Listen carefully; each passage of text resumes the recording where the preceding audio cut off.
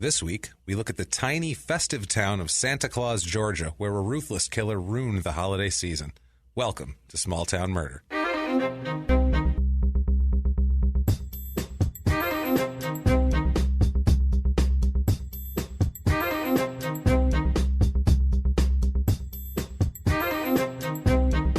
Hello, everybody. Welcome back to Small Town Murder. Yay! Yay! My name is James Pietragallo. I'm here with my co-host. I am Jimmy Whisman. Thank you guys so much for joining us this week. We are excited as usual. We have an insane case this week in one of the weirdest towns we've ever done. This is the weirdest town we've ever done. This is like a theme town. It's insane. Theme town? It's called Santa. We'll get into it. Okay. Hold on. I don't want to spoil it now. Okay. But we'll get into that in about 2 minutes. Just want to say a couple things real quick.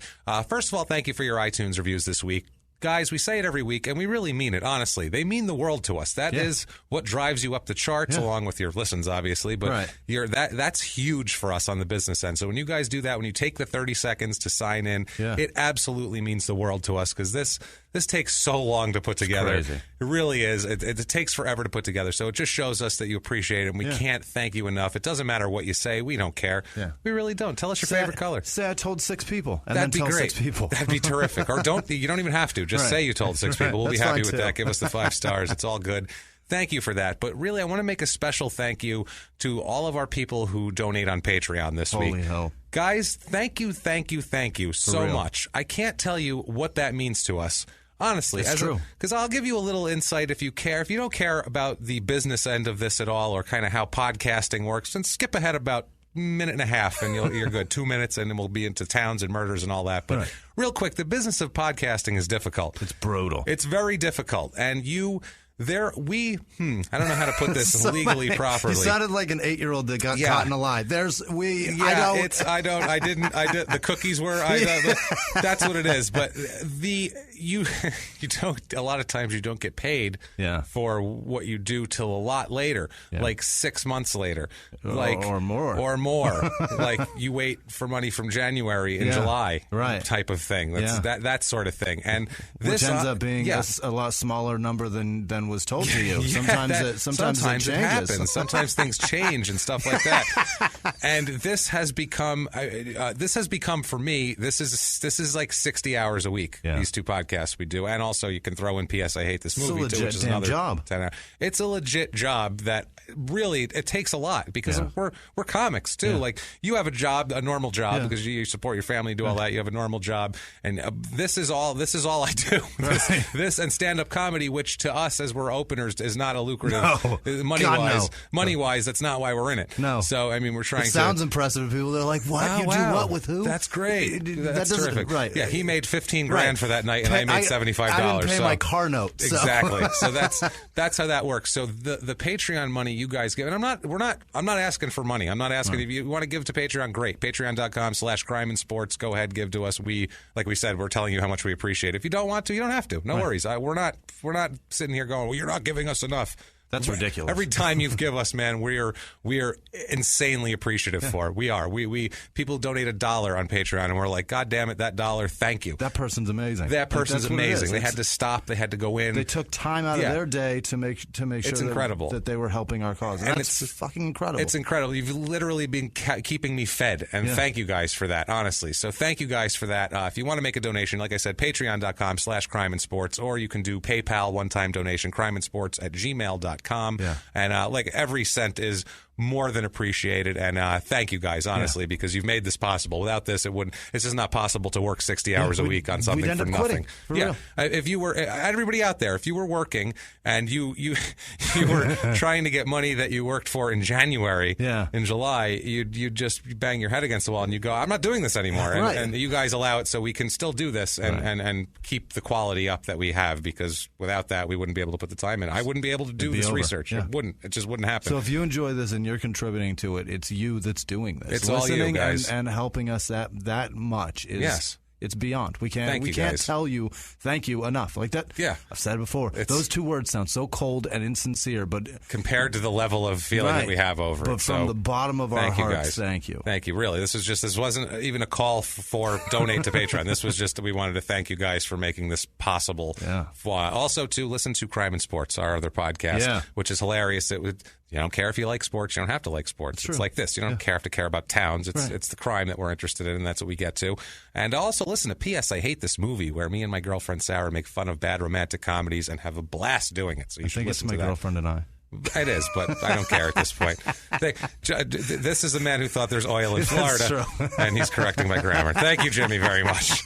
Let's get to this, shall we? Quick disclaimer. Yeah. You don't need much of it. We've said it 100 times before. We've said it 28 times before. Yeah. This is a comedy podcast. Yeah. The facts are real. The research, believe me, is definitely real. Shit, is it real? Facts are real. The horrific crimes are real. Unfortunately, also real. Also real. All of it's real. We make jokes because we're comedians, and this is what we do. We're trying to tell it from a different point of view. We don't want the cold, and then he cut her head off. Right. It's very dry and it's very cold, and we try to make some jokes around the town, around bumbling police forces. We make fun of murderers. We do that sort of thing. Or a fun, interesting way of interrogating somebody. or that, too, as we know from the copy machine. But we like to say, we are assholes, but we are not scumbags. That's the truth. We do not make fun of the victims. We never denigrate the victims' families. We don't do that. That's not what this is all about. Mm-hmm. This is about talking about some sort of asshole or multiple assholes and where they did their crime. So let's get into it right now. What do you say? I love it. Shut up and give me murder. Shut up and give me murder. All right. Let's head down to the weirdest town we've been to so far, guys. Okay. Santa Claus, Georgia. Okay. Santa Claus, like Santa Claus. There's it's not,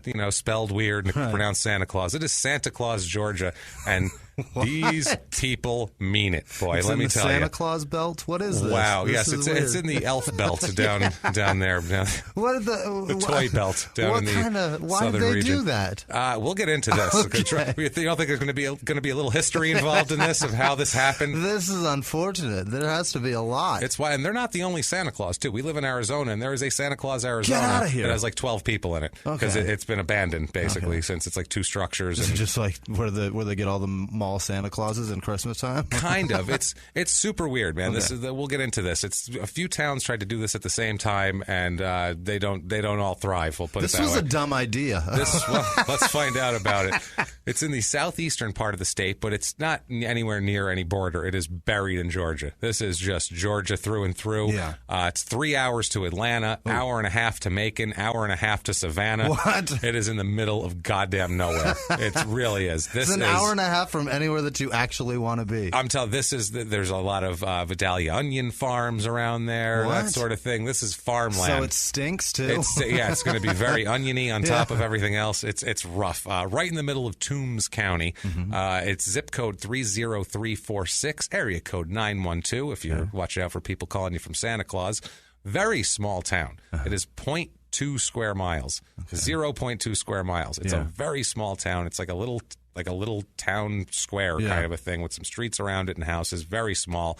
When you pull into the town on the city limits, there's a big marker with Santa Claus. Fuck. There's a large Santa Claus, of course, big statue smiling, and it says Santa Claus, quote, the city that loves children. That's what it is. That's not appetizing at all. I don't want my kids anywhere near there. The city that loves children. That is terrifying. Our story actually has to do with people that actually are good to children and love children. So they're fit in Santa Claus here, these people. Let's get into the town a little bit. Basically, there was a guy stopped along U.S. Route 1, which is a road here, set up a roadside stand in the 1930s. There was a farmer named Green. He peddled pecans, fresh fruit, and souvenirs to people that passed by. Reindeer food. That's it, yeah. This is before interstates. If you don't live in the United States, or even if you do and you don't know the history, the interstate system started in the 50s. Mm-hmm. That's when they started building all that shit. Before that, it was right? It was just roads. In the 50s? In the 50s. They didn't build like I-40 that just goes from coast to coast in a straight line. That didn't exist. The 10 that goes all the way down that we took all the way to Austin, Texas to do a South by Southwest. Fuck that road. That did not exist. That's crazy. None of these roads existed. Only state routes. So when you took it, it was like you were taking the route like in My Cousin Vinny, like where they were taking Alabama and these back roads and all that. You weren't getting on a 8-lane interstate and just going. So this is this type of thing. So if you saw something, I guess it makes sense because what the hell would ride on a freeway exactly before the 50s? Yeah. So I mean, they didn't connect all of that. They called the Green, the farmer. This is funny. Quote. He was a real jolly fellow with a red complexion and a roly-poly figure who was always laughing and smiling. He started calling the community around here Santa Claus to help promote his business. Okay. Now, in 1941, he spearheads a big movement to have the community incorporated, and they call it Santa Claus. Wow. This is all for him. They get another guy on board named William Salem, who was a state legislative representative. He's a real estate developer also from the next town, and he built most of these little red brick houses that are, of course, everything is red and brick, and this whole thing. It's wild. So what they do is, they would actually let people sometimes, they would just wanted people to come here. They loved the town. They wanted people to frequent these businesses. Yeah. They would let people move into the new homes that didn't even have money yet. They'd let them move in and start paying later on. They were like, yeah, move in, don't worry about it, pay us, start paying us when you have the money. Like it was that sort of thing. Really weird here. In this town, all the streets are named after Christmas shit. This town is the town of Christmas. They had a street called Spruce Street. They renamed it after William Salem. It is the only non-Christmas-related street name in the entire town. I mean, it's still Christmassy. It's a fucking tree. Yeah. So they figured this would be a nice place. People would stop on their way down to Florida on vacation. They'd stop here. Hey, it's Christmassy. Hey, we do all this stuff. But problem is, interstates I-75 and I-95... Completely, nobody took that road anymore. Radiator Springs. Done. Yeah, now it's that was it. That was in the 50s. Hilarious. That was pretty much town died by then. I mean, that was it. I found an article from the LA Times in 1986 about this town. You poor thing. That's right. I'm reading LA Times. This is what I mean. Thank you guys for everything, because I'm sitting here looking for 1986 articles in the LA Times about a tiny town in Georgia. Like, Jesus Christ, man. It's the town that time forgot because of freeways. That's and right. James is sitting here reading about it. I'm reading like, oh boy, the mayor said, oh boy, look at this. The mayor says the interstate killed us. Yeah. He's an insurance salesman who lives on Dancer Street. The mayor. Dancer Named after Street. A reindeer, you guys. They have an old-timey post office to help boost the trade in Christmas card mailings with a Santa Claus postmark, because that's what they do. Yeah. They have a tiny cinder block building next to City Hall that they remodeled to look like a turn-of-the-century post office to make it cute and kitschy. They have like an antique postal cage, the whole deal, all that sort of thing. These people in the 80s were like trying to get some business in there. They were trying to get a, quote, like a candy factory or a toy manufacturing plant where we could put a guy, dress him up like Kris Kringle and make him a full-time employee. That way people will actually go out of their way to stop there with the kids. Here's the thing about theme towns like that. When you name something after something and everything's about that, eventually you fucking hate that. Yeah, you have to. Yeah, you're like, this goddamn... Fuck Christmas. Oh, everything that has to do with fake snow coming down. You're like, eat shit with gross. This. Oh, God, can you imagine Santa Claus? No. People curse him when they leave. They look up at him like, you fucking asshole. Especially if you have to go to bed in that fucking town and that guy's your neighbor. You're like, this fucking asshole. Red-cheeked cocksucker. I don't like you at all. So they're saying that if we had a toy factory, there's the 18-unit Santa Claus motel there. Their owner says something like that would put Santa Claus back on the map. back on the map. He said, I've noticed a lot of older people are beginning to come back to Route 1 because they feel like they're trapped. They're trapped on the interstates. Yeah. No, they're not. No. People use interstates. That's it's it. because it gets them where they need to go faster. They're not going to your town. They said literally, we think that people are going to stop using the interstates so much soon. That's what they said to come here. Like, how delusional do you have to be? Unreal. We were forced to go through your shithole before, and now we don't have to, and it's great. Definitely. Here's one of the things to do in this town, and we'll get it over with now. Christmas season officially opens the Friday after Thanksgiving. They light the 30-foot evergreen tree in front of the City Hall, City Hall, which is the address of City Hall is 25 December Drive. Oh, Jesus. Of course. Building is decorated with a big nativity scene. Plastic Santa Claus is all over the place. You can't get away from Santa Claus in this goddamn town. A week before Christmas, they have a big community holiday party held at City Hall. Santa Claus passes out candy and fruit to the children like it's the 1820s. Wow, they have a big, the biggest thing they have is the annual Christmas Eve candle lighting ceremony. Yeah. They do all this. The mayor says it's really a beautiful, beautiful sight. From 6 o'clock in the evening when the candles are lighted until way into the night, we get a constant stream of cars going through with their headlights off. Well, holy shit. Someone's going to get run over. Yeah, that sounds very dangerous, by the way. That's not a good thing. No, he just says, I just want to find an investor that's willing to set up a toy or a candy factory here. That's it. They think that's going to do it, huh? Wow. That's it.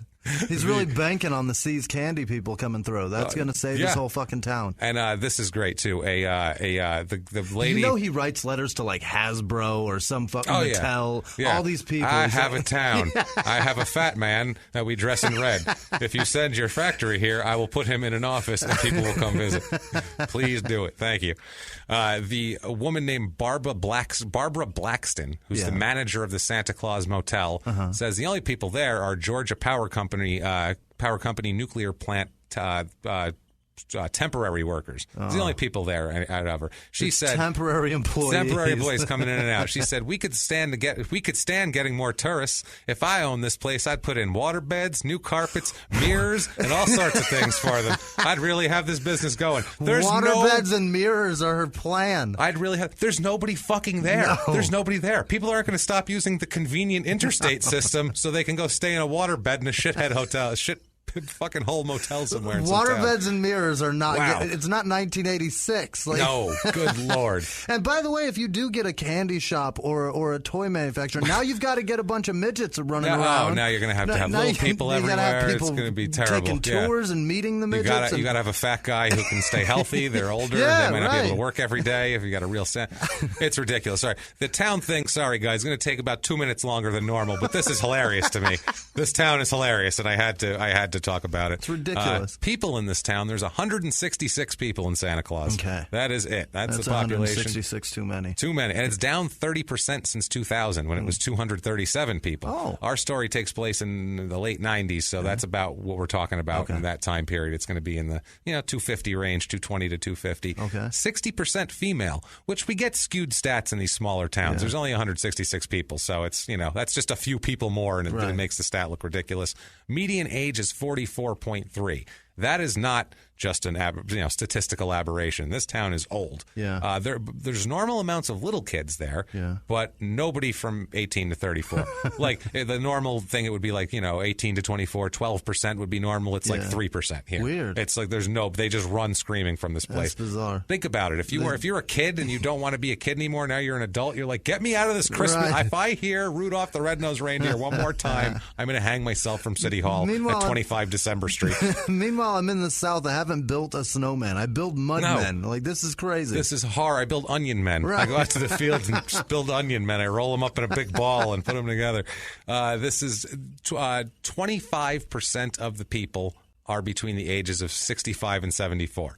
For some reason, that 9-year window has a quarter of the population. Well, it's all the men traveling there to compete to be Santa. I was going to say, it must be that. It's a Santa pageant every year. They must have taken that census during Santa audition time, I feel like, in that town. Yeah. It's the only way that happened. Santa had just died, and they got a bunch of dudes, an influx of applicants. You know what happened. It's got to be. 95 households in this town total. So, I mean, that's how small we are. That's why I'm giving that stat. 60% are married, which is a little bit higher than normal. But like I said, all these stats, it's all small town. It all doesn't matter. Unless it's way off. It's just because it could be 2 extra people. Right. It's just that sort of thing. Race and religion, it's very white. 91% white. Yeah. Santa Claus, they have 6.75% black. Those guys are like, I don't care what color I am. I'm going to be Santa Claus, Right. goddammit. I'm going to go down there. Right. It's about half the normal population. 0% Asian, 0% Native American. Yeah. No Chinese restaurants in Santa Claus Town. No. It's Christmas Town. No, they don't have. Jews eat. I was going to say. Jews eat Chinese on Christmas. So they'd eat it every day there. Right. That's what that is. That's how that would work. We have 2.53% Hispanic, so that's the racial breakdown there. Right. There's basically 4 Hispanic people. There's 1 family. There's 10 black guys, 10 black people, maybe 3 black families. This guy's just sticking it out saying, damn it, Santa's black. I'm going to try. It's happening. Very religious town, as we're going to get to in a lot of these deep Southern. This is deep Southern, boy. This is this is the Bible Belt. This is where the Bible Belt buckles. Yeah. This is like the clasp. The buckle. That's the clasp. One, yeah. Right here. A big black and gold buckle, like Santa. A big pilgrim buckle. Yeah. Or Santa buckle. Yeah. A big 68.6% religious there. Jesus. That is about as high as we've covered of anybody. But I mean, they're keeping the Christ in Christmas. It's Christmas. You know what I mean? What do you want here? But it's very religious, not just based around Christmas, and we'll get into that here. 38.2% Baptist. So Baptists, the Catholics of the South, we'll go backwards. Yeah. We'll go backwards on that one. 0.0% Jewish, 0.0% Muslim. Obviously, they're not going to move to. Why would you move to Christmas Town if you don't celebrate Christmas? Even that doesn't make any sense at all. So you know what though? I'm surprised they don't have like one. They don't hire one Jewish person to come in so they could all just go, he's trying to steal Christmas from you. There he is. And just for a pageant or something. They give him like little foam rocks to throw at him. Come on, throw him at it. It's Jew rock throwing time. Come on. They glue horns to his head and shit. Part of the candle ceremony, I feel like, down there with all the Baptists. Sorry, Baptists, but you guys are pretty hardcore. That's true. All we're going to say. Average household income down there, about $34,000 a year. So it's about $20,000 less than the average household income in the United States. The jobs down there, not a lot of things, as you'd imagine, in the high-tech industries. 0% for engineering, computer science. Well, they don't have any toy factories. If they had a toy factory, they'd have like an engineer that knows how to design at least the machines that makes the toys. Not a lot in terms. They're below everything. Below in education, library, below all this sort of thing. No community social services. That's not there. 0.0% work in healthcare support because it's a small town. They don't have a hospital there. They do have 0.76% firefighters and law enforcement. So there's like, one guy. There's a couple of dudes. That's like one guy that turns out to statistically. So that's one dude. The police is 240 people. That's the guy. Or he puts out the fires. He just waits there with his hose. That sort of thing. It's rough. A little more food preparation serving, as you'd expect, because they're trying to get tourists here. Overall, cost of living, we do the 100 being average. Their cost of living would be an 80 as comparison with that. But the really low thing is housing, which is at a 42. 42, which is not a lot. Santa's workshop is cheap. Cheap, man. Median home cost there is about $78,000, which is well below, about a little over $100,000 below the median average. Most of the homes are all between $60,000 and $150,000. There are zero homes for sale here, or zero homes over $200,000 in value in the entire town. It's not a big town. Santa Claus, if we've convinced you, and it's, I know it's going to be tempting to not move here. If you have to, you just have to go to Santa Claus, Georgia. We have the Santa Claus, Georgia real estate report for you right here. 2-bedroom apartment on the average there, although there aren't any available right now. Go for about $645, which is about $400 less than the average. I found one house for sale in the town proper. One house for sale in the town. There's some around in Lyons, which is the surrounding town, but not in the town on a Christmas street. Found one. It's a three bedroom, 2.5 bath, 2,000 square foot house. On Holly Street. And it's under $200,000. Just south of Reindeer Avenue. Oh, Christ. For $69,900. Wow. That is incredibly cheap. That's what great. A deal. That's a steal right there. So if you're really into Christmas, that's your shit. Check that out right there. At least buy a vacation home there. Go spend December. You have plenty of money left to buy a Rudolph if you want. Oh, God, you can imagine. Spray paint its fucking you nose. Look like Clark Griswold. You can cover your house and shit. You'll have plenty of money to do that. Things to do there. August 26th is the Little Miss Faces of Bliss fashion show. They like that kind of shit in the South. They're into that. July 31st is the Men's Fellowship Dinner. Watch out for that. That's party people right there. That's going on right now as we record. Fellowship Dinner. Yikes. That sounds scary. And, of course, everything to do with Christmas is there. So that doesn't really need to be said. Crime, which is our area of interest, obviously. Property crime, which is, robbery, burglary, that sort of thing. Yes, it's Santa Claus breaking into your house. Crime. Yeah, that's breaking and entering right there. Exactly. That's a decent amount higher than normal. Not extreme, but you go, that's to have more than normal. It's not in the realm of margin of error or anything. Violent crime, though, murder, rape, robbery, assault, is almost twice the national average in Santa Claus. Which a lot of that is also because it's so small and once in a while crazy violent things happen, like what we're going to talk about today. You get Santa hopped up on some brandy and eggnog. Yeah, where the hell was Santa Claus on this day here when this happened? Because this is a disaster, this murder case. Let's first talk about a woman here, Kimberly Denise Driggers, she is at this time. Let's find her in about 1990. We'll talk about her from the start here. She was tortured as a kid with that name. Yeah, Kimberly Denise Driggers. In the South? Jesus. Yeah, that's brutal. No, that's the worst. Brutal. Yeah, they probably were very mean and racist to her at that moment in time. Kim had a rough life. Yeah. When she was 3 years old, her father was killed right in front of her. Oh, my God. Which is, that's tough, I think, right there. Bet. The death of her father pushed her into foster care for several years, her whole childhood, basically. She just went from one foster home to another, bounced around, lost in the system. This was back in the 60s. She's born in 1964. So 1967, her father was killed. Yeah. And through the end of the 60s and through the 70s. As messed up as the foster system is now, thinking about how it was in the 60s, 50 years ago, sweet Pete. Not good at all. Poor girl. Yeah, terrible. And especially coming from what she came from.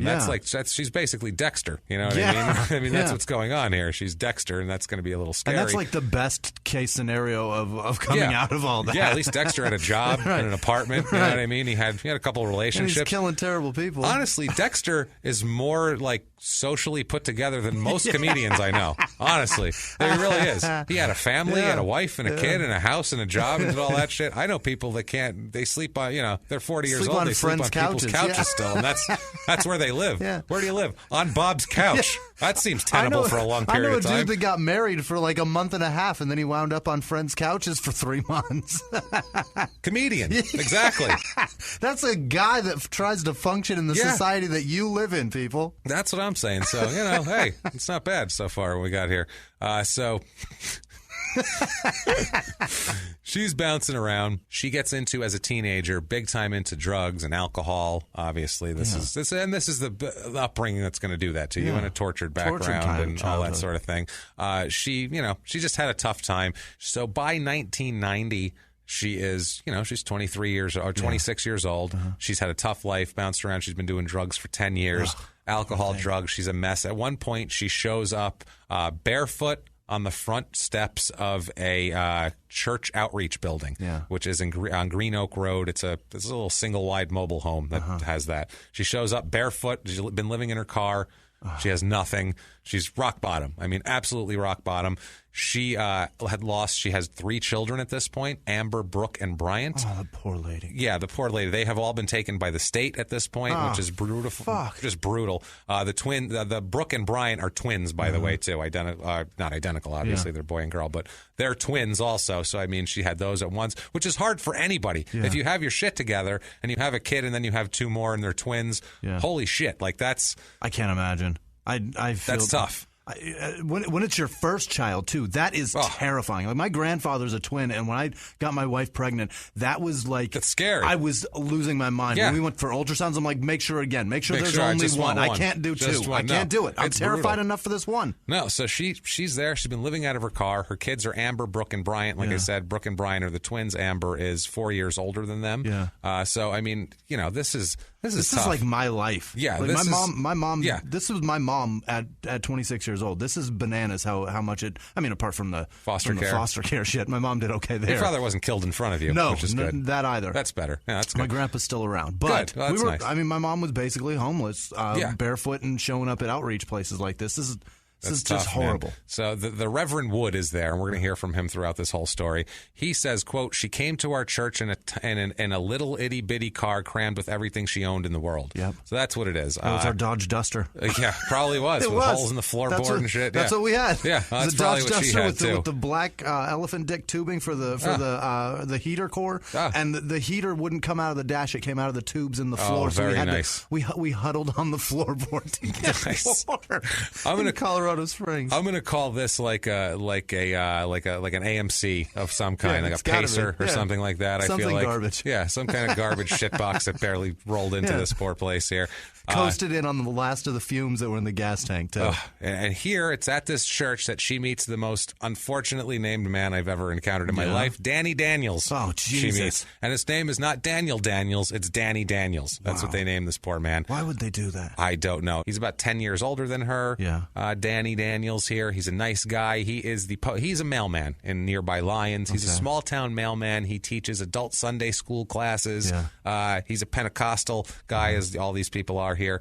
He is, by all accounts of everybody, just a nice man. He's the type of guy, like, people talk shit about religious people, and we do it all the time. We make jokes and everything, and that's fine because neither of us are religious, but some people, this is like how you should be. Yeah. This is, if you're like this, we're not talking shit about Right. you. This is fine. Be nice to people. Do this shit. These are the people, like, this is how it should be. Right. I feel like this is what, The model parishioner is what you're saying. That's exactly right. He absolutely is. He resided in Santa Claus for years since he was a kid. They moved to Santa Claus. Like I said, postal employee. Just a nice guy. Just a nice guy. Now, he meets her.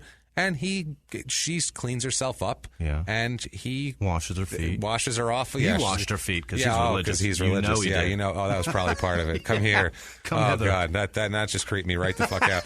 So he helped her. He helped her overcome her addictions. He helped her with the counseling, and I'm sure put some Bible verses in there and all that sort of thing. Either way. However he did it, he got her just not living in a car and not on drugs. That's great. So terrific, right? What a guy. They end up together. They end up getting married in 1992. Great. So that's nice. So now she's got a completely different life. Yeah. They get married. They regain custody of all three of Kim's children. Wonderful. Isn't that nice? Terrific. I mean, that's as nice as you could be. They move into a house, a nice little house, beautiful little house on Dasher Street, right near Rudolph Way. Fucking hate this. The house is wedged between two catfish ponds, and they have big, tall pine trees. So it smells lovely. They have grapevines that they pick, and they make, they have grapes they grow and all this sort of shit. Oh, my God. It's ridiculous, man. Also, Danny brings a daughter named Jessica into this. She is older than her children. She's 4 years older than Amber. Okay.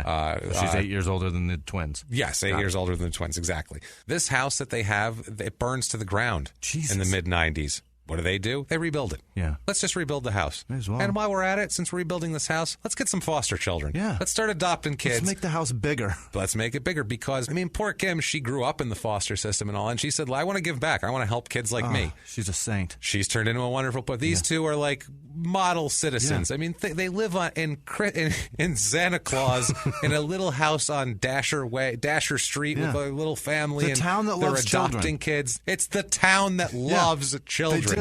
Good God. She's creating her own little Southern Brady Bunch. I wish this town loved children a little bit more.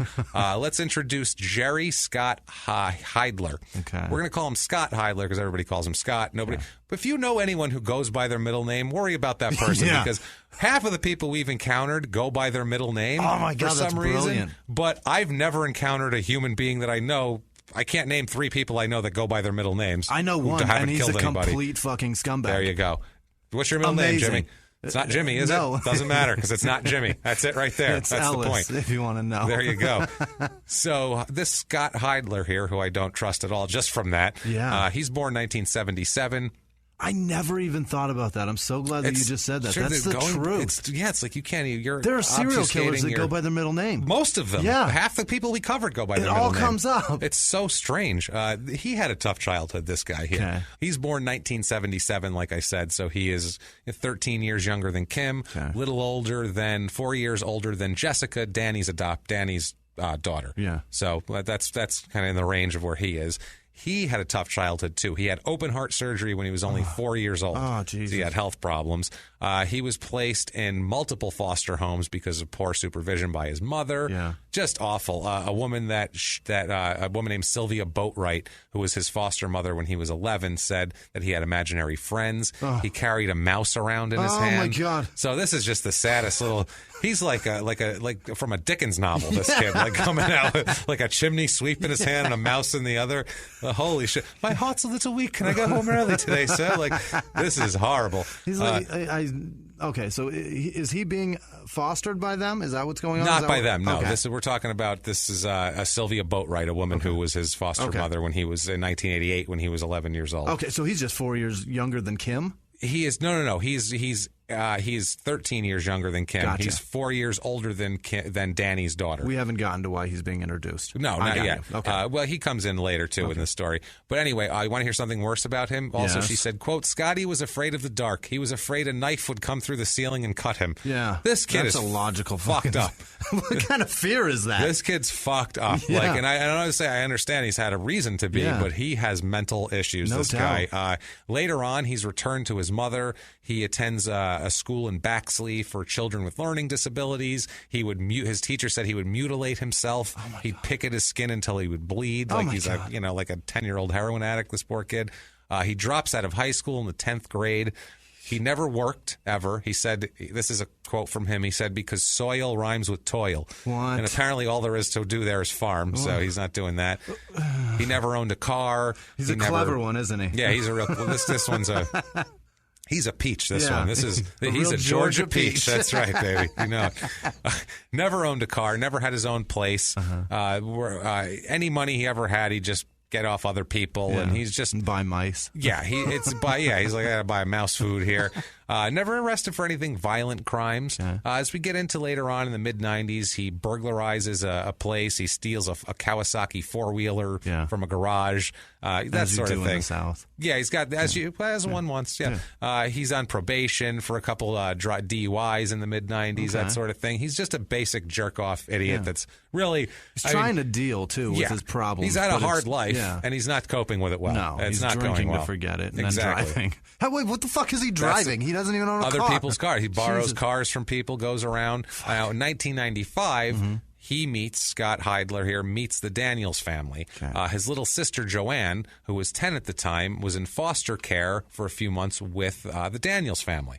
So Danny Daniels, Kim Daniels, they take her in. This was because their mother, Latrell Mosley, like Latrell Sprewell, the basketball player. And this is the mom. This is the mom. This is Heidler's mom, Latrell. Yeah. Latrell says that she had to send Joanne to foster care because she fell ill for months and was in the hospital and couldn't take care of her. Also, during that time, Scott himself stayed at the Daniels house. Too, with the sister. When they saw he had problems, they invited him to stay. Also, they tried to get him to get off drugs and alcohol. He's got a bit of a crack problem, which is nice, and alcohol.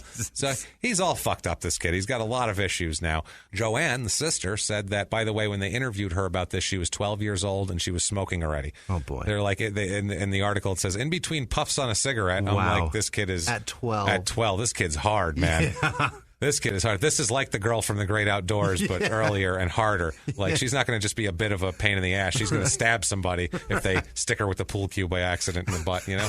Didn't stick her with it, bumped her with it. Bumped into it. It was between. It went between her legs. That was pretty. And came up and slid. That was pretty. That was pretty. A bit rapey. That was a little rapey. Yeah. If it was on purpose, it was hardcore rapey. Oh, Jesus. That's a felony. Not okay. Yeah, absolutely. She said, though, that she enjoyed the Daniels. Joanne said she liked it. Also, her mother, Latrell, kept in contact with Kim on the phone. They kept talking because Kim wanted to see how Joanne was doing. That's how nice these people are.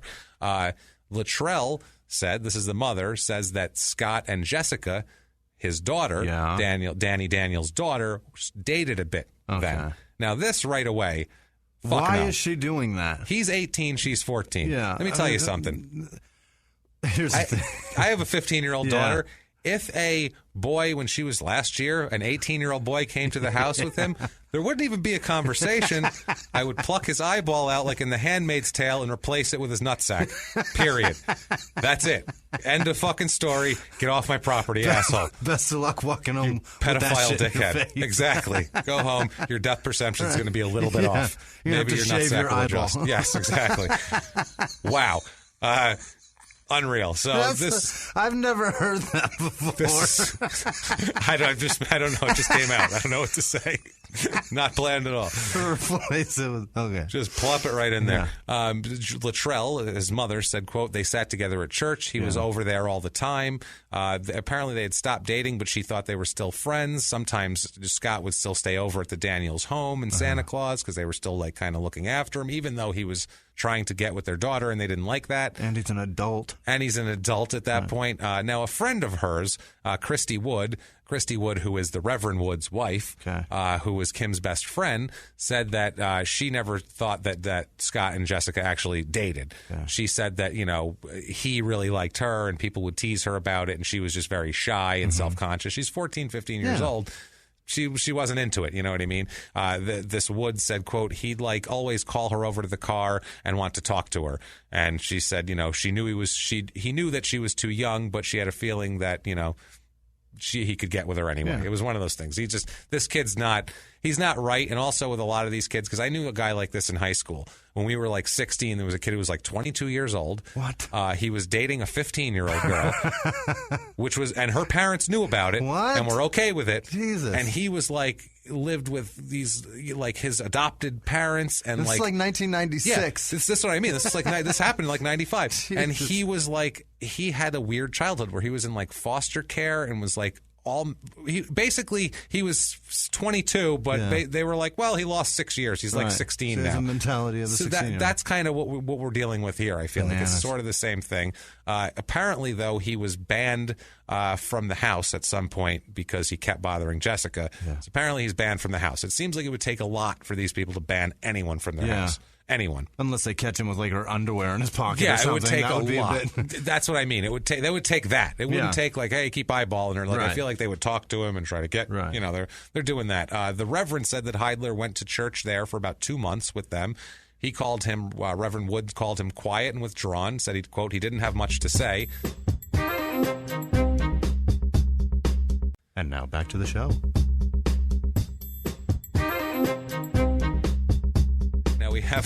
We have another woman in church who says something terrific that we'll get to in a second. He says it's never a good thing when James says she says it's so funny. Terrific. This is the funniest thing in the world. Right. The Reverend also said, quote, I feel like the reason people weren't comfortable around him is that he wasn't comfortable around them. His social skills were zilch. Yeah. So he's got problems. He feels inferior too to everybody because he knows what he is. He fears a knife coming through the ceiling. Right. Him too. He's got issues. He doesn't want you guys to know about that mouse in his pocket. He legitimately got a mouse in his pocket. Lenny's got a mouse in his pocket, and it's fucking scary at this point. Now, a mice in bed. It's all I got. Jesus, you're a literary fucking genius tonight. I'm on top of my game tonight. I really am. So he says, I'm impressed that I got the reference because I'm a fucking no idiot. Shit. Yeah, you got it too. See, there was a movie they showed us in school. They made you watch it in the 9th grade, didn't they? They did. Had Billy Bob Thornton in it, didn't it? I think Gary Sinise, is in that movie. All right then. Oh Christ! I think Billy Bob Thornton kills the. Is it Billy Bob? I know Gary Sinise is a smart one. Yeah. That's all I know. Well, Billy Bob's. He plays a really good dummy. When he was heavy, too, he really played a good dummy. God, he was basically Mice and Men, Sling Blade. Right. Now, the Reverend Wood's wife has the best quote ever we've ever had in the craziest town we've ever had about Scott. Her quote is, quote, he was just weird. I didn't want my youngins around him. I said after I met him that he was possessed by demons. Jesus. What the fuck is that? In the town that loves children. I didn't want my youngins around him. I love that, first of all. And she just said, I said after I met him, he's possessed by demons. Like, she walks up to people and she's it's one of two things, either possessed by demons or not possessed by demons. Like, as she figures out, what do you think? I don't know. This one, not possessed by demons. How about judge not lest ye? You know what I mean? Like, calm down, lady. Here's my question. How many people in her life do you think she met that were possessed by demons, in her opinion? Like, there's hundreds, probably. Yeah. There's half the people she knows. Now, Johnny down at the grocery store, demons. All demons. All demons there. Greg down at the feed shop, demons. Lots of, you could see him around him. Just demons everywhere. I don't let my youngins She's been in that town for a long time. So from 2000, she's seen the exodus of those people that left. Yeah. And you know, she's just counting them as they leave. Demons. Apparently our town was 27% demon. They all left. It's good now. Demons. So, all right, let's laugh now because we won't be able to laugh soon. Scott, get it out. Scott is also involved at this point with an 18-year-old woman who, that's better. Getting there. Yeah. They're, it's getting there. Yeah. That's better. He's 2 years older than her. Yeah. She's the mother of what he thinks. What? She's the mother of what he thinks is his son, Joshua, who was born in 1995, but she isn't sure who the father was. And 1997, as we'll get into, she's pregnant again, and she has no idea who the father of this baby is. Amazing. And the baby is stillborn. And we'll get into how that affects Scott here. This woman was married. Keep in mind, she's 16 years old before this, was married to a man named Spivey. That's why her name is Marie Spivey. But they only lived together for 3 months and then got a divorce. Jesus. And then she found this guy, had a kid with him, and isn't really sure about who the father is. This is a goddamn mess. What a town. This is a fucking... this is not fucking Christmas. This is not holiday. This is not nothing holiday about this. There is nothing in the spirit of the season here. I'm sorry. So May 1997, Heidler Scott is arrested for breaking into Taylor's Treasures, which is a store. Yeah. He stole porcelain dolls, Nintendo games, and knives. Oh, my God. So it sounds like some sort of like shit odds and ends store there. There's somebody that's afraid of knives is stealing knives. Yeah, exactly. Well, maybe you fight knives with knives. Yeah. He's going to have a sword fight tonight. That's it. Coming through. I'll be ready for him. In his ceiling. I'm ready. Come on, ceiling, come get me. I'm ready for you. I don't care. Laying in his posturpedic, and he's going to fucking... I made me a Nintendo game, a Nintendo game armor shield, and I got me a knife. Those and are porcelain the best dolls ones to pray use. for me. Let's do this now. Those are the best games to use. That's they're the huge. ones. Yeah, they're huge and plastic. So December 3rd, 1997. Let's catch up with this. This day is a joyous day for the Daniels family. On Wednesday this is a Wednesday, December 3rd, 1997, Danny and Kim celebrate their 5th wedding anniversary. They have a nice little brick house, like I said, Dasher Road. They have 7 children now at this point. They have Jessica. Okay. They had Kim's 3 children. Once again, Amber, who's 12 at this point, 8-year-old twins, Brooke and Bryant, and then they had 3 foster children as well at this point that they've taken in. Amanda, who's 9 years old, Corey, who's 4 years old, and 10-month-old Gabriel. Okay. So there's 7 kids in the house. They have this night, they have a small, because it's December 3rd, so they have their Christmas tree. They have a small Christmas tree. Yeah, it's after Thanksgiving. This shit is popping right now. Oh, shit is on in this town. It's getting down right now. Forget about it.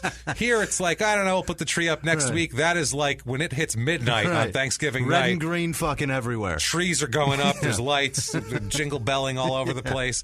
So there was 60 wrapped presents all over the living room floor under the tree. Think about how pristine. Them, all their kids, they're in their little house on fucking Whoville. This is Whoville. Yeah. Exactly what beautiful. This is. Earlier this year, all of Kim's 3 children, her biological children, Danny adopted all of them also, so they're all part of the same family. Guy. And they intend to adopt the other 3 foster children now too. Nice people. Amazing guy despite his name. Yeah, I feel bad for him on the name. People said she doted on the kids as if they were their own because she could empathize with them. That was always the thing. Now, Scott had a different day on December 3rd. Yeah. Scott attended the funeral of a stillborn baby that he didn't know if he was the father of. Yeah. So that was what he did. That night, he walks to complete polar opposites here. He walks to a friend's house where he plays pool. By the way, he plays pool and he watched men playing dominoes, okay? This house he goes to is owned by a 59-year-old man who's wheelchair bound from a car accident, lives with a helper, and says that, quote, young people often drop by to shoot pool on his back porch or just hang out. That's a fucking weird environment. Some fucking disabled... That's kids that just invaded your house because you can't do a fucking thing about it. That's some all disabled older guy is just lets teenagers hang out in his house. Weird. That seems really creepy and rapey. There's something weird going on there. Very strange. So he stays there for a little while. He says he has 2 beers. We know he has 2 beers, and then he walks home to his mother's house where he was, freeloading there, obviously, because where else is he going to go? Right. He also, too, would often stay where Marie lived. He just stayed around. He stayed. This is the guy who sleeps on the couch. He stayed where Marie Spivey is, with his son. He'd stay with his mother. The whole deal. He's not allowed at the Daniels house anymore. Not allowed there anymore. Right. Absolutely. He came home that Wednesday afternoon. He stayed there, did all of that. Then he went out later on to Johnson's house and, did that. Did whatever. He was over at his mom's house for a little while before that. He said he was feeling like he was coming down with something. Always says he's sick, by the way. He says he's not going to live very long. He says he has heart and lung problems, which he had a surgery for his heart, but we don't know what the lung problems are. We never really find out. He said he was going to take a shower and then go hang out at Jerry Johnson's house, the disabled fellow there. Yeah. He calls her at about 10 or 11 o'clock at night. From his house, from Jerry Johnson's house, from hanging out. He calls Marie, that sort of thing. So he's having a night trying to blow off some steam, basically here. So he leaves the hangout here at about 11 o'clock. Apparently, everybody says on foot. Later on, though, he goes back to his mother's house for a little bit, hangs out, then walks back to Johnson's house, steals car keys to a dark maroon Dodge van, which is this guy's van that he needs to get his wheelchair in. Yeah, and shit. got a wheelchair ramp on the side of it. This is like a poor guy's van here, and took a small amount of money. Also stole from him. Also stole Johnson's Social Security check. What? And or his Social Security, his disability check. Yeah. Too. So he steals his handicap van and his disability check. This is some evil shit here. He went to his mom's house, took a shower, went to Johnson's, hung out, drank beer, went back home for a minute, and then went back to commit felonies. Yeah, to commit a bunch of felonies. Yeah, exactly. Apparently, he went back after when he was home at his mom's. People started talking about the stillborn baby, and that's when he ran out of the house. Yeah. Went back over there and took all this shit. Yeah. Gets in it, gets in the van, fires it up, gets on U.S. Route 1, and heads to Santa Claus. Okay, what's he doing there? Let's find out. He gets there a little after 1 in the morning. Yeah. He arrives at the Daniels house. What he does is he gets a stepladder that was in the garden. He hoists himself up to the bathroom window through the stepladder, breaks into their house. He looks around for a little bit while they're all sleeping. Everyone in the house is sleeping. He finds a semi-automatic shotgun from a gun cabinet. Oh, my God. In the bedroom, in Kim and Danny's bedroom. And they're asleep right now? They're asleep. Everybody's asleep. He goes looking for Jessica at this point with the shotgun. As he's walking around the house, he encounters Bryant. He's the 8-year-old, one of the 8-year-old twins, lying in his bed. He shoots Bryant in the back with a close-range shotgun blast, an 8-year-old sleeping child in their bed. Okay, this causes, obviously, everybody to wake up because it's loud as shit. Jessica runs toward him, apparently trying to get to Kim and Danny's room. He shoots her in the back. She goes down. She drops. She's one shot. She's dead right there. Scott ends up going into the bedroom of the Daniels now and shoots them multiple shotgun blasts all over the place. All over the place. It's sad because Jessica was found like in the doorway leading to the master bedroom. Basically, she was trying to get to her parents. She got shot. He shoots them multiple times here. It ends up it's a Remington 1100 semi-automatic shotgun that's missing from the cabinet, which that's what it is. They find 7 spent shotgun casings found throughout the house. That particular model gun holds 6 shells. So he reloaded. He shot those 2, shot them a little more, and said, "Gotta finish the job," and reloaded and shot him again. Kim ended up being shot twice, once in the stomach and once in the arm. Danny was shot up to 4 times. Wow. Yeah, finally one in the head. The blast to the head finally killed him. Jesus. The other ones, once in the back of the head for Jessica. Bryant was shot once in the head. So they said that they died instantly, the kids, but they said that Kim and Danny probably lived for a few minutes, which is excruciating and horrible, especially knowing that your kids just got shot too and everything else. I can't imagine. That's insane. Now, a neighbor hears these noises. By the way, we have not got to the worst thing that he's done yet. What? A neighbor hears these noises about 1:45 p.m. and calls the police department, obviously. A.M., right? This is 1:45 in the morning, calls the police department. At this point, Scott, he leaves. There's more kids in the house, as we know. He's killed 2 of them. There's 5 more kids. He then wakes up Brooke, who is the twin of Bryant, the 8-year-old. He wakes up Amanda, who is 9 years old, and Amber, who is 12 years old. He wakes them up. He tells them that a burglar had broken into their house and that Kim, their mom, told him to take them away. Okay. He then gets them. Unbelievable. So unreal, man. These kids are 8, 9 years old, 8, 9, 12 years old. I mean, I almost said, and they believed that because he doesn't live there. But I mean, they're in a stupor from just waking up, and somebody tells you something, you just run. Yeah, and you say your mom said this. It's very scary. We have to go right now. They go. He takes the 3 kids. They go in the van. He takes them about 50 miles away. It's near he goes to beneath a bridge by the Altamaha River, which is between Appling and Bacon counties. Okay. Now, while this is happening, he's got these girls over here. Remember, there's more kids in this house. Yeah, I was going to say that he left some. Yeah, he did. He left a couple of kids behind. They end up finding these kids later on, and we'll find out how. But he left them behind. 4-year-old Corey hid under a table, and 10-year-old Gabriel just didn't know what was going on because he was a baby. So that got lucky there. 10-month-old. 10-month-old. Sorry. Yeah. So anyway, 10-year-old. 10-year-old. Jesus, what happened there? So back to. He's taking the kids on the bridge. I just want to let people know what happened to those kids. They're like, did they die too? Because that's what we're going to get. What happened to the 4-year-old and the 10-month-old?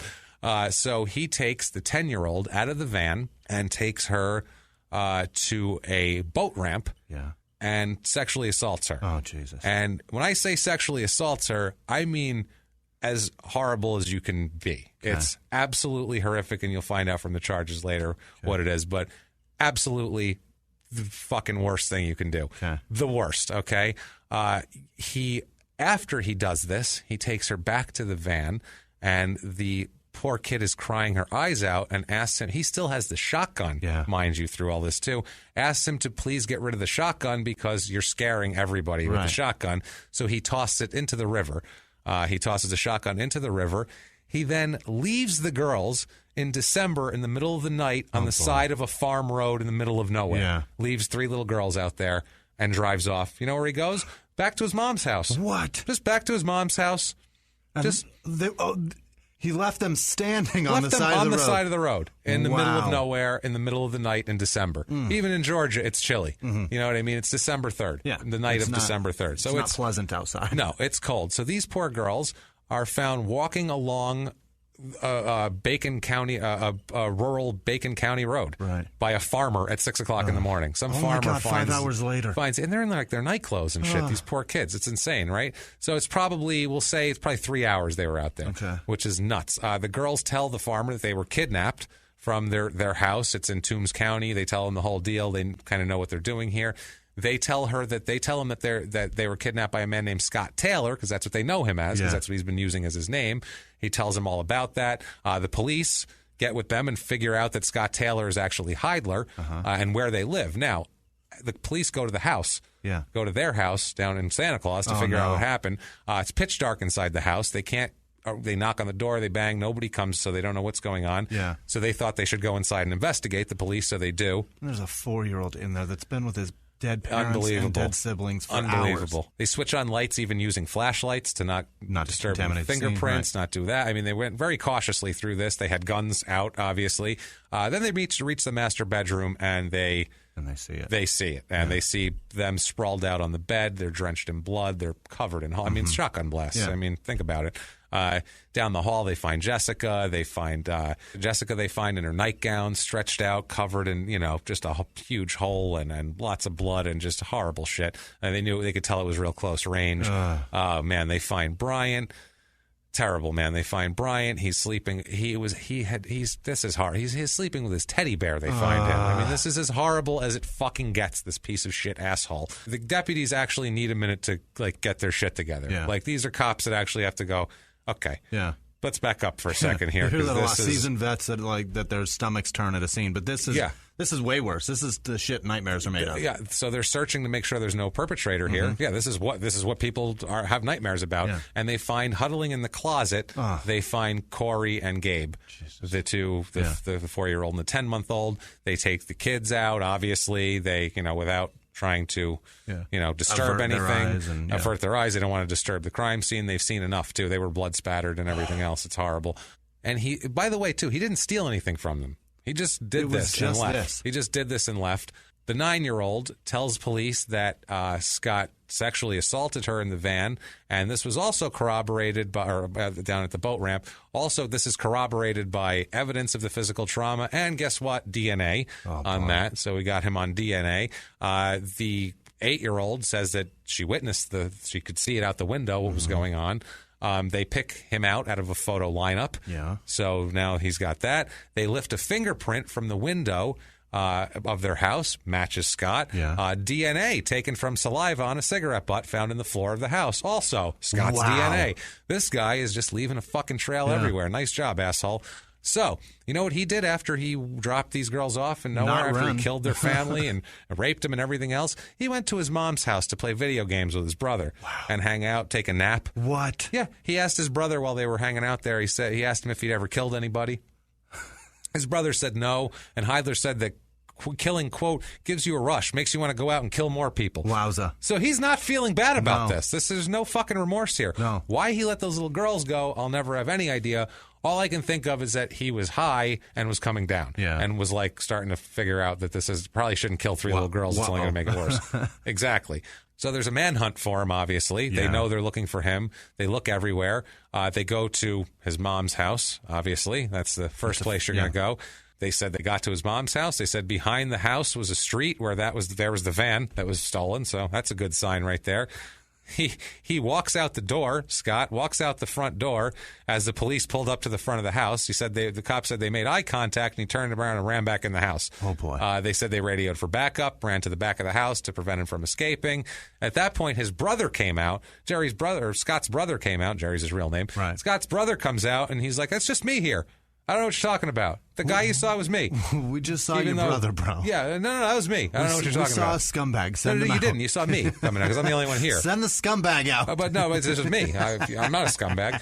So people come. Backups comes. They search the whole house. They find him. This is great, too. They find this piece of shit huddled in a crawl space below the house. He's like, I'll hide under the house. That'll do it. Like a John Wayne Gacy murder victim.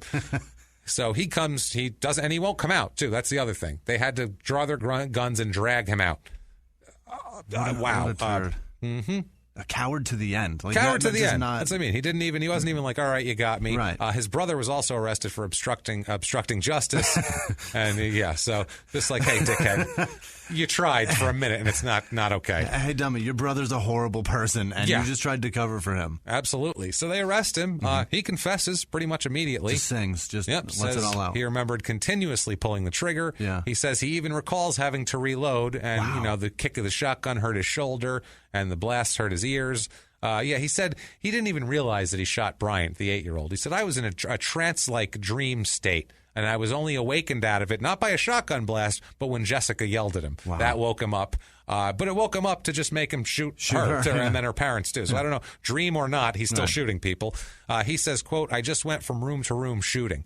That's what he said. I went berserk. That's what he says. What a terrible thing to say. Yeah, he admits to ushering the kids out in the stolen van. Yeah. He tells officers that he remembers driving to the bridge, the river there. Yeah. Takes the 8-year-old. He remembers sexually assaulting her. He admits to all of that. Yeah. The whole deal. He admits to everything. He admits that he threw the gun over into the river. Yeah. The cop interviewing said at times he laughed or, cried, did stuff like that, but basically was unaffected by everything he did. The cop said, quote, he understood what he was saying. We had a range of emotions, but the gravity of what he'd done, he was indifferent to that. That's it. His mother visits him the next day. Yeah. Latrell Mosley comes in. She said, quote, Scott just sat there, real pale, not looking at me. He didn't look like himself. He said, quote, Mama, I just got a minute to say something. And the police told him, Scott, tell your mama about it. Because this is the South. He said, quote, Mama, I killed Kim. That's what he said. Didn't say killed Jessica. Didn't say he raped a kid and killed 4 other people. Just said he killed Kim. Which is tip of the iceberg. Hey, Mama, I killed Kim, and it gets worse. Yeah. That's like, Tom Brady going, hey, Mom, I got a football helmet. Right. You also have a shitload of rings and all this. It's not just a helmet. An amazing wife and kids plenty. And an amazing life, and go fuck yourself. The mom said, no, you didn't. And he said, yes, I did. Yeah. And that was it. The mother said, quote, he's just not a killer. If he killed anyone, it would have been his stepfather. That's what he said. Yeah, that's somebody projecting right there. She's like, I can think of somebody that deserves it, but he didn't kill them. Marie Spivey, his on and off again girlfriend there, said, quote, Scott always told me the Daniels were his friends. He said he liked them a lot. He always bragged on them. He said they were like family to him. He adored them people. Yeah. I'm quoting exactly because they all talk like this. It's great. She also said that he was depressed all week about the baby's death. Yeah. She said, quote, he loves kids. He loves my sisters, and he always took care of them. He's always been there for Joshua. He sure loves kids. I don't want to hear shit about this guy's love of kids after he killed 2 of them and raped another one. Horribly. Fuck you. And destroy. Think about those poor foster kids. Yeah. They come from shit. Yeah. They come from a shit environment. They do all this. They now come to a nice family that cares for them, loves for them. In the town of Santa Claus, the city that loves imagine if you're driving into town, you've had a shit life and all this now. No, you're going to be great at our house, and you pull in Santa Claus, the city that loves children. Right. There's presents everywhere. This is amazing. Like, they must have been so happy. This guy just ruins everything. What a complete and utter piece of shit. The day the stillborn baby was born, she said he was writing all sorts of weird, religious poems and shit that were kind of worrying her because they were super weird. Yeah. The sheriff said the next day they interviewed the sheriff about it, and they said, after the confession, what happened, blah, blah, blah. He said, quote, he had no remorse. He slept like a baby last night. And that's, like I've mentioned 100 times, the homicide, David Simon, Homicide Life on the Killing Streets book there. They talk about that a lot. That's an actual thing. It's become a cliche now, but they actually will put a suspect in the room, let him sit there. Yeah. They like to let him stew anyway and let him get scared, let him get worked up, but they want to see what they do. Yeah. Because if he goes to sleep, that's your guy. Yeah. They all say that because a man who's caught goes to sleep because they're like, I'm caught. They go to sleep. Now I can rest. An innocent man won't sit still. No. An innocent man paces. They look out the window. They knock. They go, why the fuck am I here? A guilty man goes, can we stop at In-N-Out on the way to the police station? Exactly. That's what Scott Peterson did. That's exactly right. No, I'm dead serious. And that's what happened. So asleep. So that's a really good way of telling. The prosecutors say they are going to go for the death penalty on this one, obviously. Here's the thing, though. If you did that or if you didn't do that and you're arrested for that, there is no way. In-N-Out is one of my favorite things in the world. In-N-Out burger and Dairy Queen cheeseburgers are my favorite things. Fuck, I hate those In-N-Out French fries. Oh, God, terrible. So good. Little shoestring, I love them. fucking soggy, gross things. Like 7 of them and dip them in ketchup. They're all soggy. You need 7 to hold any ketchup because they'll just sog. Awful. The thing is, if I'm accused of what this man's accused of, there's no way I could even. They're my favorite things, and I can't touch them. There's no way I'm putting that in my hole. Yeah, this guy, this is ridiculous. What a terrible, terrible thing. He doesn't give sleeping. a shit. He's sleeping, doesn't care. Absolutely not. They are going to present evidence of his mental health issues. They said the defense attorneys obviously say his lawyer, this Garrett guy, Mike Garrett, says, quote, he's physically sick and mentally disturbed. No shit. The defense immediately filed for a change of venue, which is probably, and the district attorney agreed with that because because we love kids here. Well, on appeal, that's not going to, they're not going to hold that because it's highly publicized in the town of Santa Claus. This guy butchers a family in December. This is terrible. There was a string of death penalty cases in Georgia that were overturned because they were tried in the venue where it happened, and it was an overly publicized thing, and they ended up getting overturned on that.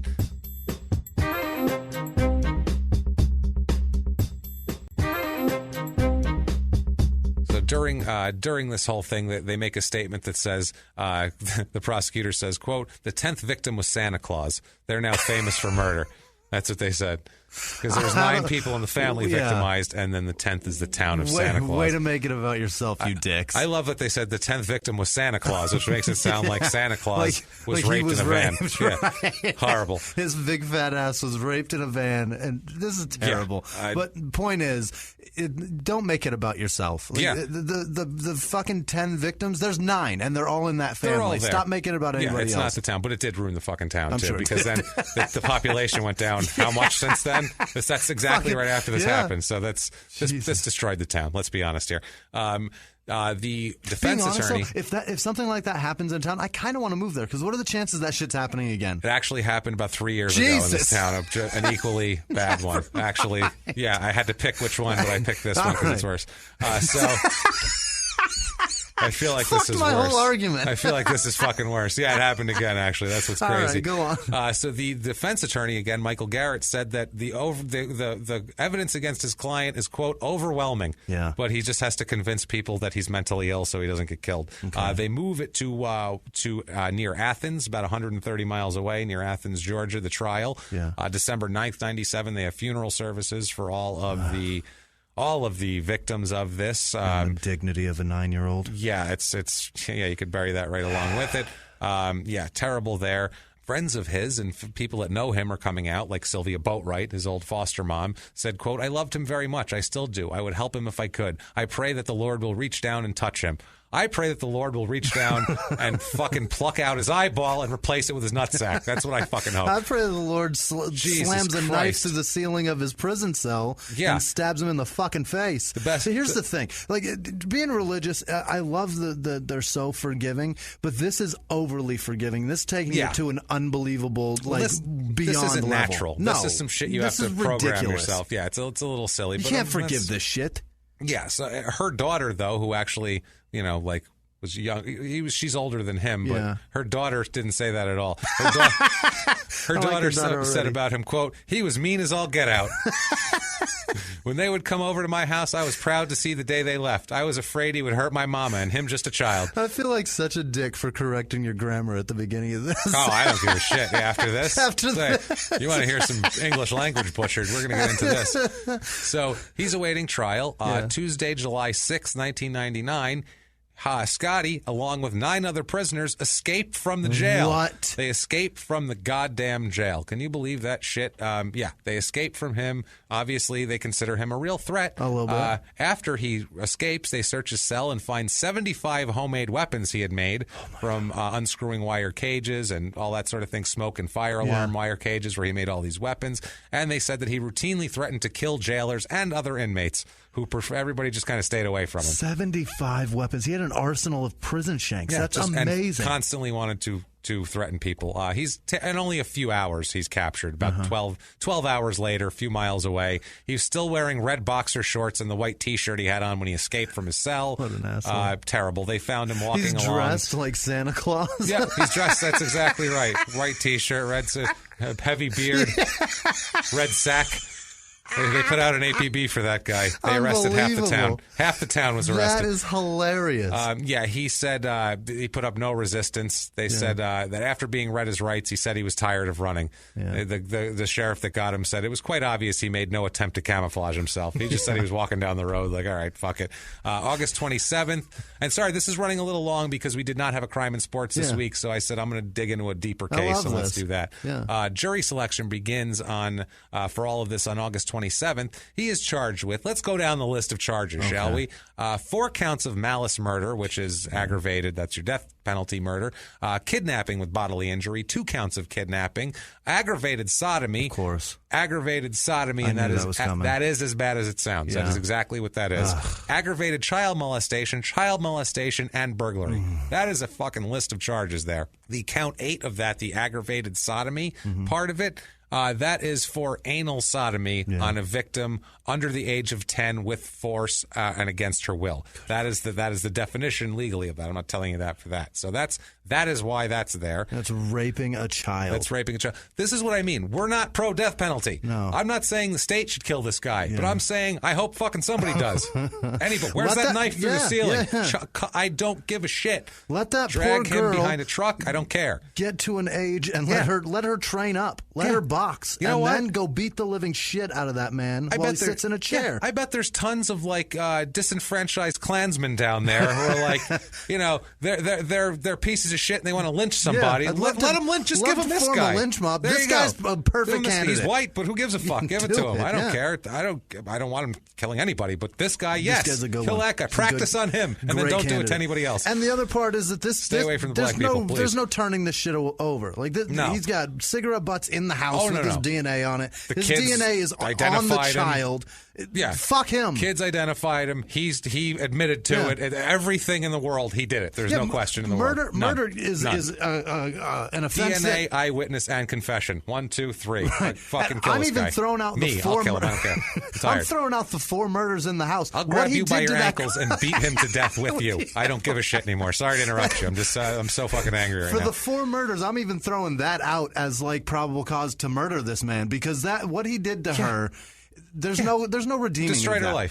Forever. And not just her, the 2 kids in the van that watched that shit. Oh, yeah, not to mention their whole family's dead, too, on top of that. So that's going to, wow. The worst possible ways of death, I wish them on him. Yeah, that's the truth. During the opening statements, they try to present him as crazy. They're saying he's mentally ill. A young mother who testified that she'd hired Scott to babysit her 3 children in exchange for a room in her home. She said he was good with the children and she couldn't have managed without his help. She described him as a couch potato who seldom went anywhere. Yeah. Blah, blah, blah. She also said as for his mental level, she said he was like a teenager in a 20-year-old body. She said, quote, I've seen him go out looking for jobs and no one would hire him. I can't believe this is happening. Well, yeah, I can imagine he probably probably wasn't very well adjusted. Maybe a hiring shift manager actually foresaw this shit in the eyes, in the reflection of him when he asked him, tell me about a situation that you had to overcome and make a positive outcome. I think the church lady was right about the demons. Yeah, I think you're not wrong. At least not letting her youngins around him. I wouldn't let my youngins around him either. No. So, they also, more people testified about Scott's tough life and his refusal to, bow down to authority, the whole deal. Also, tons of neighbors testified about what great people the Daniels were on Dasher Street. One neighbor said, quote, they were good, God-fearing people. They were a storybook family. They took children nobody else wanted and gave them a decent home. Yeah. Jesus Christ. The court admits into evidence also 5 photographs of the victims taken at the crime scene.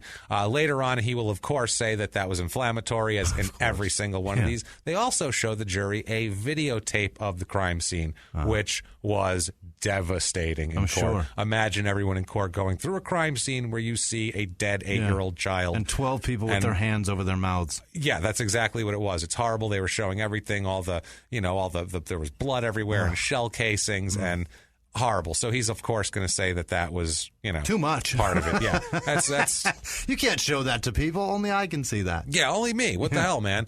He's arguing too. He's saying he's trying to argue the sodomy charge, saying that it's unbelievable. He's saying that the aggravated part of it makes it seem violent when it is violent. She's That's 9, the point. That's you my fuck. point. He's trying to say that, and they say no. Actually, it just means that they're under 16, so they're incapable of giving consent. Right. That's the fucking point. Here's the other part. Ridiculous. It wasn't violent. It sure in the fuck wasn't loving. No. She's 9. You can't do anything to her anyway. Unbelievable. I don't care if it was violent or not. Unbelievable. And this is from court documents, what I'm going to read here. So these words are not me. These are the court documents. But all 3 court-appointed mental health experts testified that Heidler was not mentally retarded and that he had an IQ in the low average range. There was no evidence presented to the contrary. And in closing, this is the defense's closing statement here. Quote, this is a lawyer. I love that a doctor had to actually verbalize those words. Yeah. He's not mentally retarded. And a man who went to law school. Let's see here. Quote, in any event, there's no evidence of mental retardation in this case at all. That's the point I wanted to make. And so you would not have anything to consider regarding mental retardation. So we're not going to suggest to you that it is in order to get our client off or anything like that. The evidence is that he has subnormal intelligence, and that the evidence of all 3 mental health professionals is subnormal intelligence, but not mentally retarded. All 3 said not mentally retarded. So I hope that maybe it'll make your deliberations a little bit easier. So you're just not retarded. And then he also said, quote, it would be an insult to tell you that he didn't do it. Guilty but mentally ill doesn't give him an escape hatch. No. Or just say he's crazy. That's all we want out of this. Wow. That was awesome. I love that they're debating mental retardation. Unbelievable, right?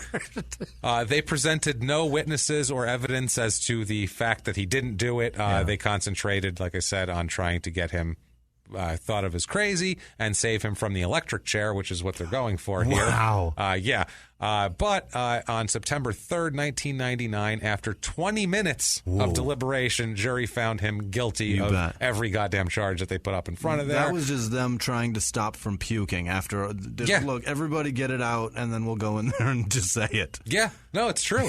And then he says the next day is the sentencing phase. They tried to get sympathy for him. They said, quote, this is what his lawyer said, quote, about 350 years ago, our ancestors would know what to do about Scotty Heidler. They'd say, he's possessed by the devil. Let's burn him. It's a supreme irony here that we're in 1999 at the end of the 3rd millennium and we still have the same mentality, the same mentally ill person. You're asking us to burn him. Literally. Have we not progressed as a civilization farther than that? No. Cut his head off then. I don't give a shit. Just kill this asshole. Somebody. I don't give a fuck who. Yeah. How do you recommend that we get rid of him? Jesus Christ. Yeah, he's basically saying, I know you want to kill him. Right. I want to kill him too. Right. But we can't light him on fire. Let's be cool about this whole thing. Yeah, we can.